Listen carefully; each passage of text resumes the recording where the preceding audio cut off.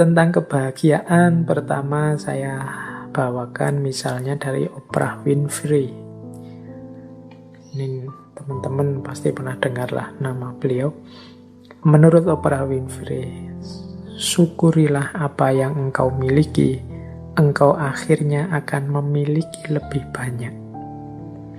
Kalau engkau hanya memperhatikan apa yang belum engkau miliki, engkau tidak akan pernah merasa cukup. Nah, kalau ini kembali pada prinsip 6 langkah Law of Attraction tadi ya. Di antara langkahnya adalah mensyukuri apa yang sekarang kita miliki. Begitu kita bersyukur, berarti kita siap untuk ditambah. Engkau akhirnya akan memiliki lebih banyak. Banyak di antara kita yang tidak bersyukur. Yang jadi fokus pikiran kita apakah adalah apa yang kita tidak punya. Padahal yo pinter, IP-nya tinggi, dicintai dosen-dosennya, tapi hanya gara-gara tidak punya pacar, tiap hari sumpek mikir tidak punya pacar ini saja.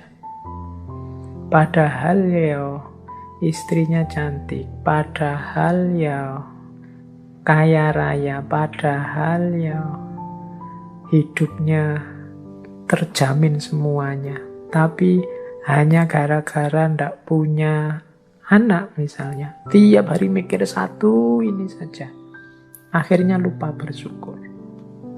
Seolah-olah hidupnya punya kekurangan yang besar sekali.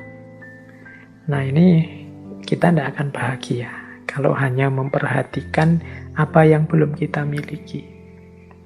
Kita harus lebih banyak fokus mensyukuri apa yang sudah kita miliki, bukan disibukkan hanya oleh apa yang kita belum punya. Biasanya kita itu lebih sibuk dengan apa yang kita tidak punya daripada mensyukuri apa yang kita sudah punya. Maka Law of Attraction mengajari kita ya basisnya adalah bersyukur. Kemudian ada juga quotes yang saya bawa senantiasa, jadilah versi dirimu yang terbaik daripada menjadi versi tiruan orang lain. Quotes ini mengajarkan kita untuk kita harus otentik, berani bermimpi, berani menginginkan. Banyak di antara kita yang menginginkan sesuatu saja tidak berani, memimpikan sesuatu saja tidak berani. Kita bisanya hanya mengikuti orang. Kita bisanya menjadi versi tiruannya orang lain. Kita tidak eksis jadi diri kita sendiri. Kita punya kiblat yang kiblat itu menjadi tiruan diri kita.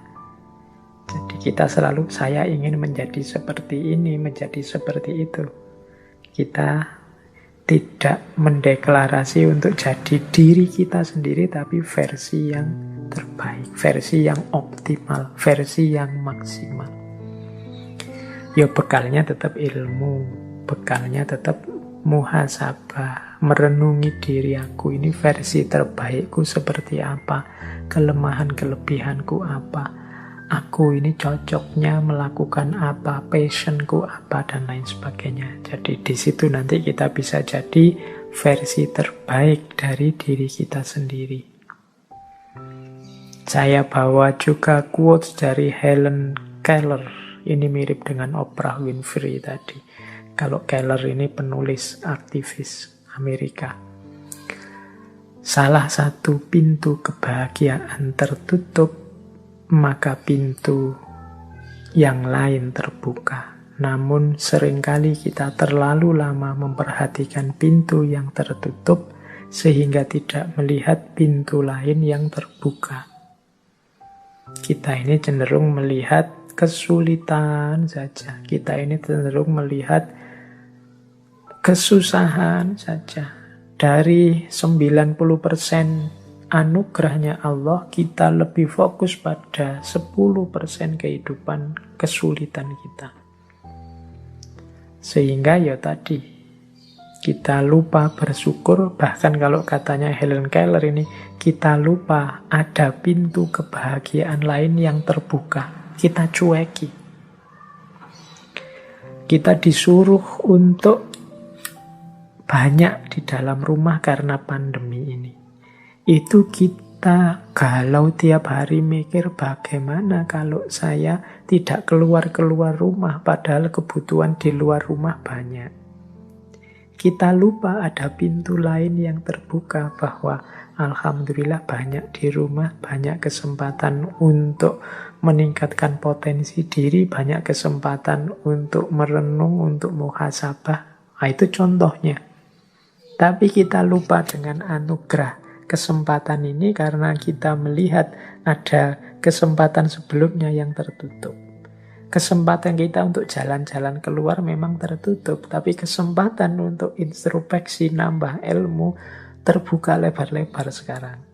Cuma kita hanya fokus galau sedih, merenungi kesempatan jalan-jalan yang tertutup ini, sehingga ketika pintu lain untuk belajar, untuk muhasabah, untuk meningkatkan kualitas diri yang terbuka ini tidak kita manfaatkan.